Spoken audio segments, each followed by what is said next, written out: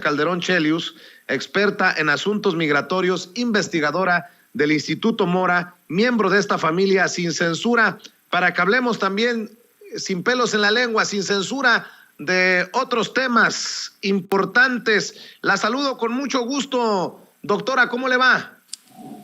Muy bien, Vicente, pues encantada aquí escuchando también a Quique y escuchándote a ti, así que bueno, ya muy al tanto de todo. Oiga, a ver, dicen desde la oposición, dicen desde el panismo, personajes como Kenia López Rabadán, que hay una revancha, una venganza de Morena contra colonias que votaron a favor del PAN y por eso les están subiendo las tarifas del agua potable. ¿Cómo ve estas declaraciones del panismo que también son asquerosas? Mira, yo voy a separarlo, Vicente, porque como me pones al personaje enfrente, yo te diría que Kenia López Rabadán es la presidenta de la Comisión de Derechos Humanos del Senado.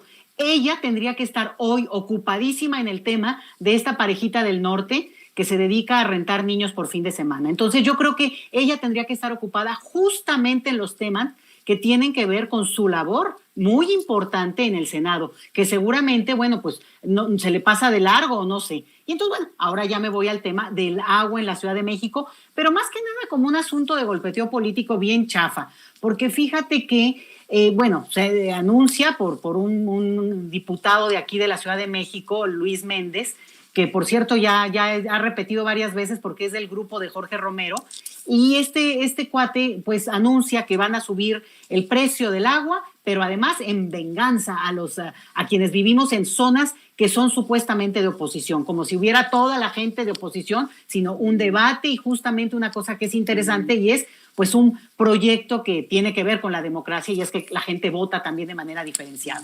Entonces, una de las cosas interesantes es que este hombre sale con que, bueno, nos van a aumentar el precio y a partir de ahí empieza la pelotita, ¿eh? Entonces, es una campaña, al final de cuentas, bueno, desmentida por el gobierno de la Ciudad de México. Qué bueno retomarlo porque es el tipo de cosas que la gente se la cree, Vicente, y es muy grave. Sí, sí hay un costo del agua. El agua no es gratis, primer cosa.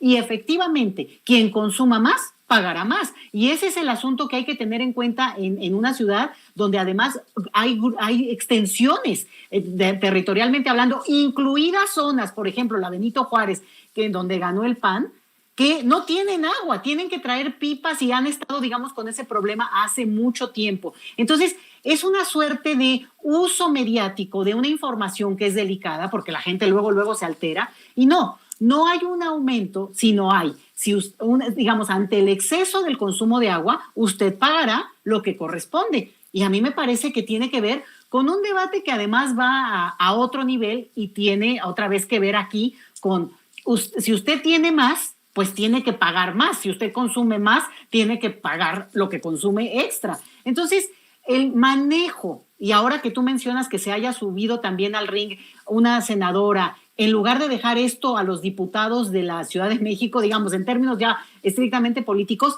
te habla de que el tema ni siquiera fue capaz de ser ubicado por estos diputados como un tema de golpeteo real, porque en 3 minutos se les cayó. Y entonces se sube otro perfil de políticos, pues para echarle más al asunto. Sí creo que va por este intento desesperado de parte de la oposición de decir lo que sea, Vicente. Mira, hace cosa de unos 3 meses, cuando pusieron la segunda dosis de la vacuna a los cincuentones, digo, ahí ya te aviso, ¿no? Justamente el discurso en una alcaldía como la Benito Juárez era, nos están mandando al centro médico porque es venganza de la jefa de gobierno por haber votado en contra de Morena. Ay, pero por favor, esta alcaldía ha sido panista hace tiempo, digo, ahí podríamos discutir mucho por qué, pero eso es otro tema, pero el punto interesante es que es un argumento, pues la verdad, muy chafa, o sea, habla de un nivel como muy pedestre, muy básico, de quien supone que la oposición y la venganza por no votar por unos se va a dar en cosas tan absolutamente banales, cuando lo que se tiene que privilegiar en todo caso es el hecho de haber recibido una vacuna, y tampoco como una dádiva ni mucho menos, sino como una responsabilidad del Estado que está respondiendo a eso, o sea, punto. Pero está en el mismo tono, ¿sabes? Yo cuando lo oí, luego me recordó eso. porque dije, es del mismo estilito. Ahora sí que de los creadores de aquello de que se están vengando y nos mandan al centro médico, viene ahora, nos van a cobrar más porque consumimos más. Pues, ¿cómo ven que sí? Sí consumen más. Lo que es un llamado a a ser como cuidadosos con el tema del agua. Por ahí iría, Vicente, y yo te diría, en el caso de la senadora Kenia López Rabadán, el tipo de declaraciones que ella hace sí parecen muy, desesperadas, y montarse a esto, que es tema de la Ciudad de México, pues lo comprueba. Así es. Oiga, doctora, déjeme preguntarle su opinión, porque hace unos minutos lo platicaba con Quique Legorreta de cómo periodistas y medios de comunicación también buscan sacar raja de el caso de Lourdes Maldonado, la periodista asesinada en Tijuana. Debo de decir que también me llega a lastimar cuando buscan subestimar o minimizar las exigencias de justicia en este caso.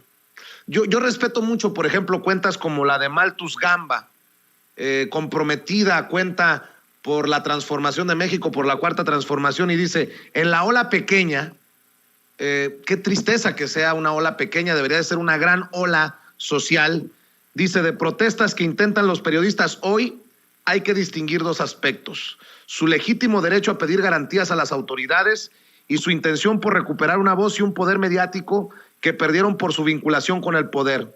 Ese no se apoya. Yo les pediría mesura, porque, y sí, definir quién saca raja y quién no, pero aquí en esto estamos, creo, todos. Por ejemplo, voy a retomar lo que publica el querido Fisgón, Rafael Barajas el Fisgón. Si hay alguien comprometido con la 4T, con el Instituto de Formación Política de Morena, es el Fisgón, uno de los mejores caricaturistas de México.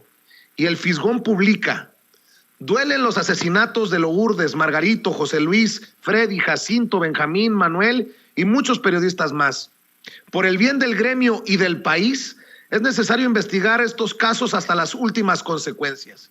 Y en su caricatura están los periodistas con micrófono en mano y en lugar de micrófono una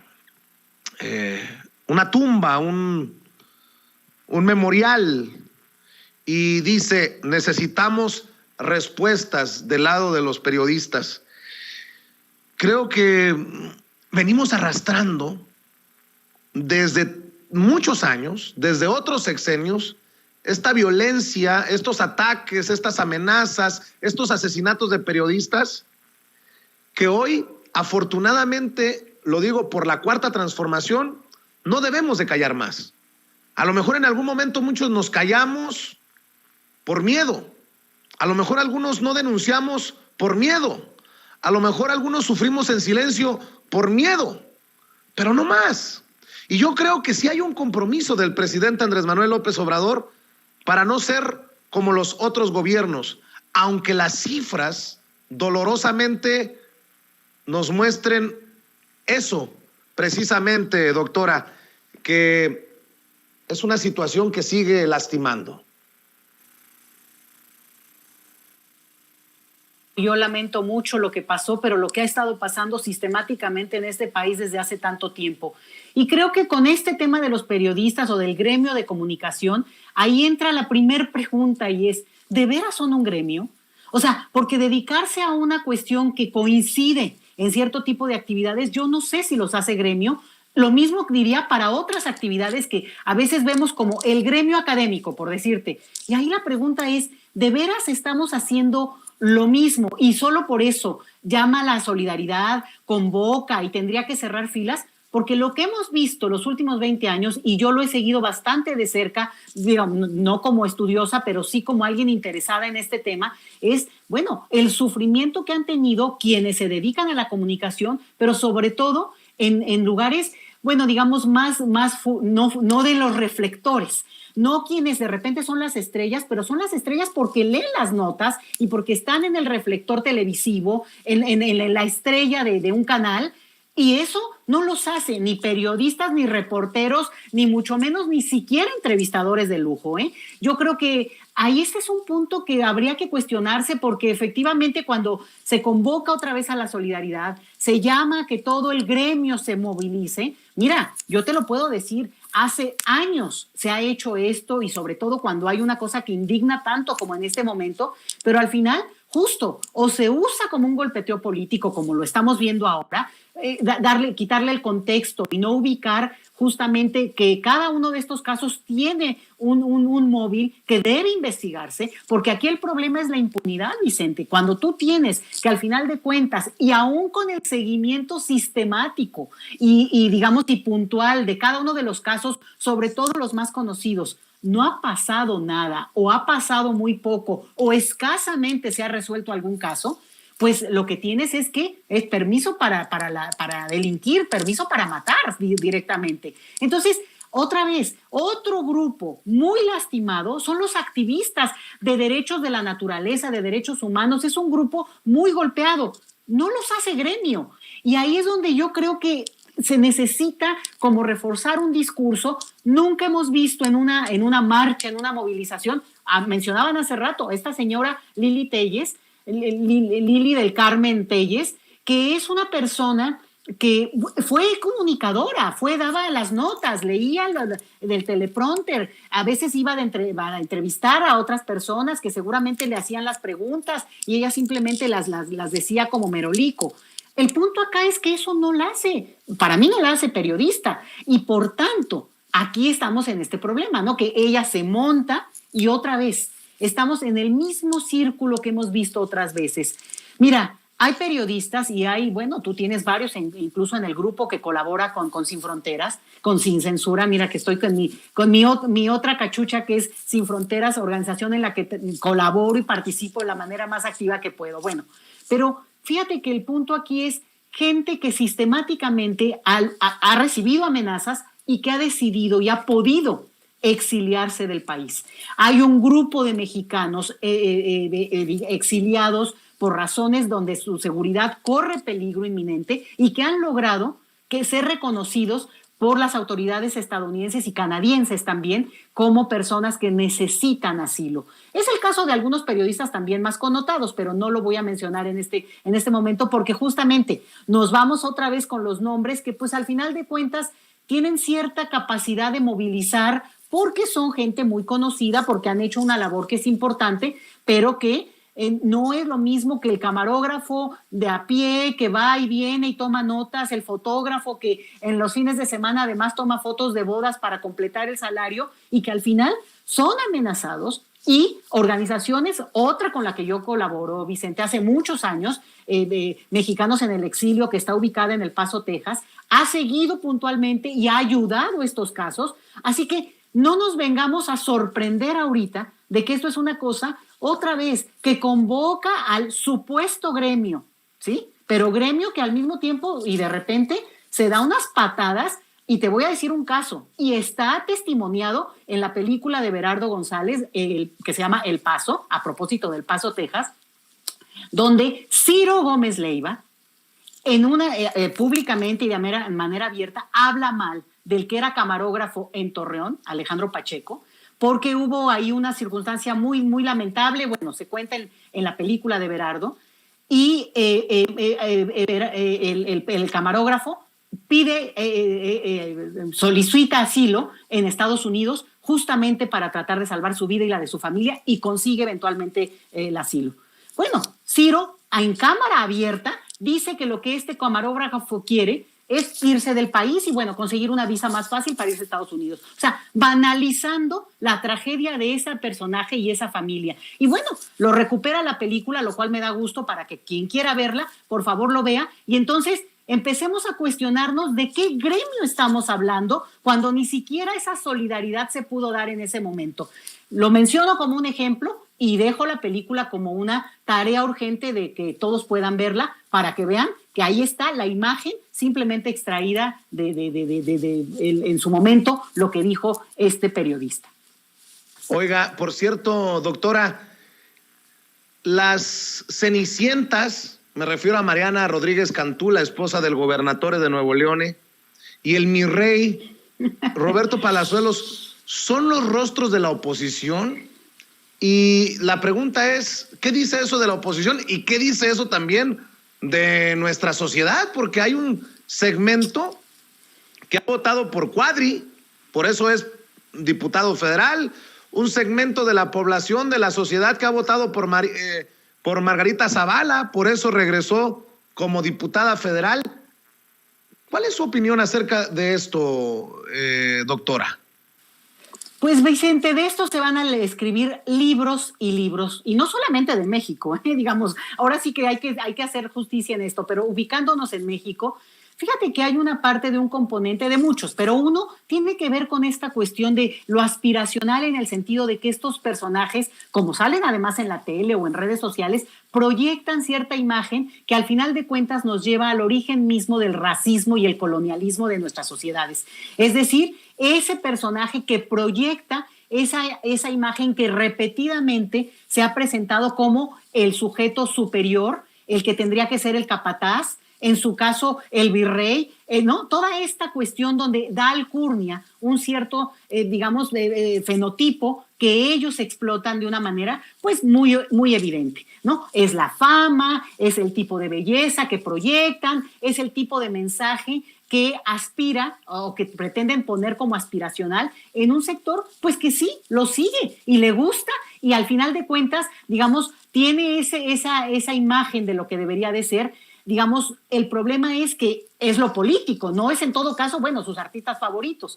Pero el otro punto también tiene que ver con quienes los apoyan, Vicente, y no me refiero a los votantes, a quienes los apoyan desde adentro en términos de ser capaces de vender lo que sea con tal de tener en todo caso un proyecto ganador o un pretendido proyecto ganador, porque en todo caso lo que también tenemos es que vamos a ver cómo se mueven ahora sí, no solamente las fuerzas y el discurso, sino la evidencia de que en el caso de Quintana Roo, tú mencionabas a este candidato de Movimiento Ciudadano, el Palazuelos, fíjate que a mí ahí me entra la duda y el terror de pensar que son sus gente pues que yo he respetado, la verdad, Patricia Mercado, Marta Tagle, de ese partido, quienes no dicen nada, Vicente. Y fíjate, Patricia Mercado incluso, y mira que de verdad, yo siempre decía, bueno, es que Patricia Mercado se cuece aparte, no, por favor, no me la metan en el mismo, pero bueno, ahí sigue. Y ahora con el asunto de esta parejita que rentó un niño por fin de semana, fíjate que fue horrible porque ella sí subió un tuit, yo creo que podría mejor haberse quedado callada, pero subió un tuit lamentable, Vicente, diciendo, bueno, son muchachos, lo hicieron de buena fe, no, al contrario, ahora ya hacen público un tema, tanta gente que quiere poder de llegar a tener en algún momento un niño que no han podido tener ellos mismos, bueno, ¿no? Un huérfano, ¿no? Entonces, banalizando, quitándole el peso del problema a una pareja de gente adulta, ciudadanos, que además están en el poder. Entonces, eso es lo que yo le daría también la vuelta. ¿En qué momento el grupo, y ya no hablo del presidente de Movimiento Ciudadano, ¿verdad? Porque obviamente él va sobre el mejor postor. No, me refiero a todo ese grupo que podría ser eventualmente políticos de carrera y políticos que quieren seguir siendo políticos. No es un punto en el que ellos tengan otra intención, sino que se han formado en la política, pero están calladitos, Vicente. Van a alzarle la mano. Serán capaces, Patricia Mercado, los digo como ejemplos, pero porque además, otra vez, reitero, me parece que son nombres pues que tienen trayectoria. Van a ir a hacer campaña con Palazuelos, van a ir a sacarse una foto con esta parejita de Nuevo León. O sea, de verdad, ¿son capaces de sostener este discurso o hasta cuándo? Ese es el otro lado. Entonces, por un lado está un grupo de la sociedad que avala un discurso así y evidentemente lo celebra. Obviamente hay quienes no, y ahí va a estar la pelea, porque estamos peleando algo que hasta ideológicamente tiene que ser visibilizado, porque ese discurso, digamos, que pretende imponer hasta modelos de belleza, hay que discutirlo y cuestionarlo. Pero por el otro lado te digo, este grupo que avala a esos perfiles, Qué miedo, Vicente, porque están dispuestos a avalar lo que sea con tal de seguir, digamos, pues al final viviendo de lo que les pagamos, Vicente, porque no se trata de empresarios. No se trata de que dijeras, bueno, este señor Palazuelos y sus negocios turbios deberían de investigarlos. No, se trata de que quiere vivir del presupuesto que se le da vía ser, digamos, representante popular. Es gravísimo, Vicente, y espero que esto permita y abra un gran debate nacional acerca de qué estamos pensando por gente que está en el poder. Otra vez, si son empresarios, bueno, pues allá él y su colorcito de piel. El asunto acá es cuando eso se quiere traducir en ejercer el poder político desde incluso la gobernatura. Imagínate tú de qué estamos hablando. Pero ahora sí toca también sacar la casta desde el otro lado. Así es. Oiga, doctora, por cierto, nada más para cerrar, veía que hacía mención de que usted ya forma parte de la familia Sin Censura, que no es una invitada recurrente. ¿Hubo alguna mención de usted en algún artículo? No lo entendí bien, no le he preguntado. No, es que hacen una mención de en un artículo que yo que soy invitada frecuente, y le puse al chico que hizo la mención, le digo, no, yo no soy invitada frecuente. Yo soy parte del equipo y cada semana, cuando se puede, y además, digamos, no cuando se puede, cada semana, salvo que hubiera alguna emergencia y no pudiera, participo del gusto y el honor que tú con lo que me privilegias, Vicente, de darme y permitirme hablarle a quienes nos escuchen. Entonces, más bien era una respuesta a quien trata de minimizar mis participaciones como, ay, de repente apareció. No. Y además, en las buenas y en las malas, ¿eh? Que no quede sin decirse, porque eso también lo he dicho a propósito de tu espacio y del trabajo que han hecho ustedes desde hace tanto tiempo, que por cierto, que ese también quede claro, la historia y la trayectoria del periodista Vicente Serrano no empezó tampoco con el proyecto de Sin Censura. Esa es otra cosa. Y, por tanto, bueno, pues nada más agradecerte como siempre el espacio y el tiempo, Vicente. Gracias, doctora. Gracias. Por cierto, hay que cerrar invitando a la gente para que la siga en redes sociales y en los espacios en los que participa, doctora. Pues sí, como siempre. Ay, mira, es que tengo aquí es que se cayó Easy, Vicente, entonces no estamos con internet, es una cosa que no te cuento. Bueno, Leti Chelius, @Leti Chelius, mi Twitter, y escribo una columna semanal en Sin Embargo MX, y bueno, ahí me pueden seguir y encantada de la vida, y pues como académica desde el Instituto Mora produciendo lo que corresponde, Vicente. Mando un abrazo, doctora, muchas gracias siempre por decir presente y ser miembro de esta familia Sin Censura. Gracias, Vicente. Un abrazo a todos y a Ceci siempre. Gracias, Ceci, querida. Cuídese, la doctora Leticia Calderón Chelius, experta en asuntos migratorios, investigadora del Instituto Mora, hablando con nosotros sin censura.